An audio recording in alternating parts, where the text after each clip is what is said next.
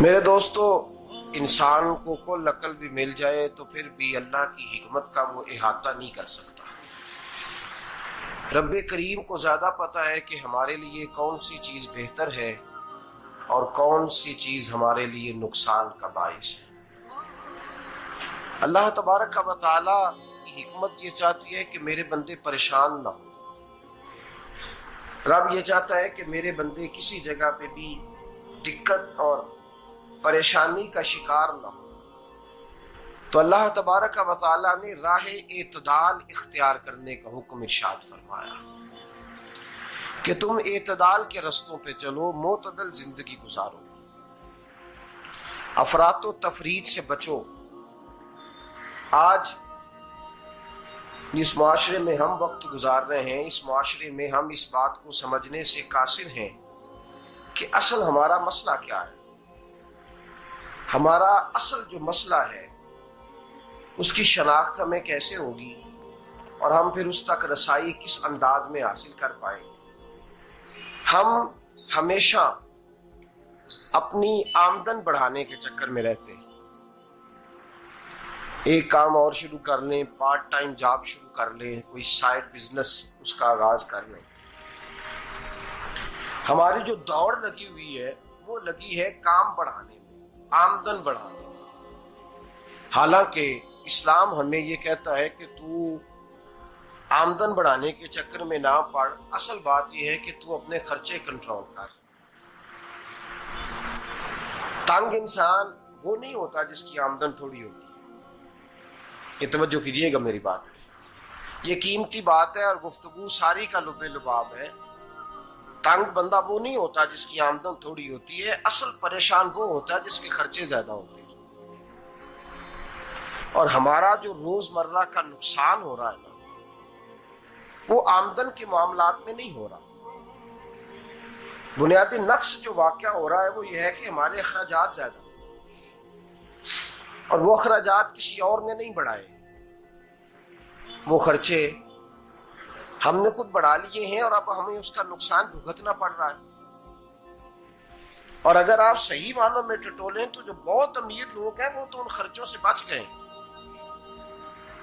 میں نے بہت سارے ایسے ختمات میں شرکت کی ہے، میں بہت ساری ایسی جگہوں پہ گیا ہوں کہ جہاں لوگوں نے بڑا مختصر سا ختم دلایا ہے تو ہو گیا ہے ختم۔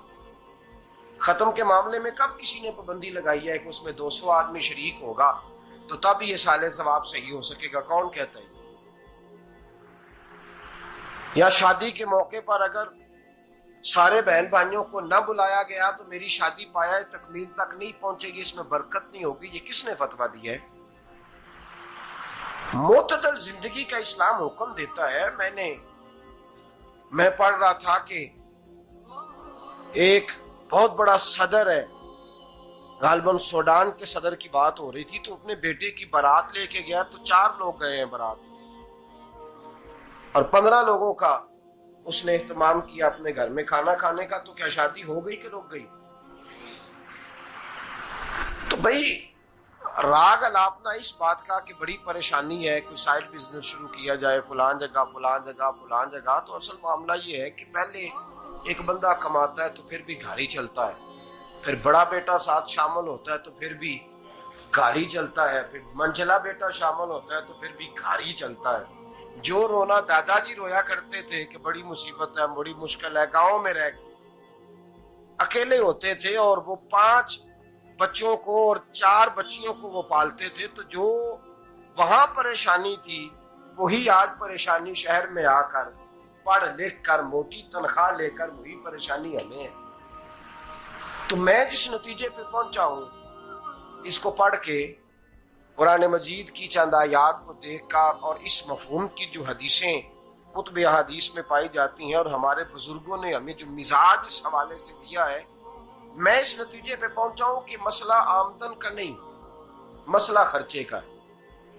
ہمارے خرچے بنیادی طور پر زیادہ، اور اگر پھر ہم زیادہ بوجھ خواتین پہ ڈالتے ہیں کہ وہ مطالبے زیادہ کرتی ہیں، اور اگر آپ مجھ سے پوچھیں تو خواتین کی بھی اگر کسی جگہ کوئی عادت خراب ہوتی ہے تو اس میں اصل کردار اس کا ہوتا ہے جو وہ عادت خراب تو کیوں اپنے گلے سے اتار کے آپ کسی کے گلے میں بات ڈالنے کے چکر میں ہیں؟ وہ خواتین کی طبیعت نہیں ایسی ہے. اصل بات یہ ہے کہ ہم نے عادت ڈالی ہے، ہم نے یہ مزاج ان کو دیا تو ان کا بنا ہے، نہ کیسے بن سکتا.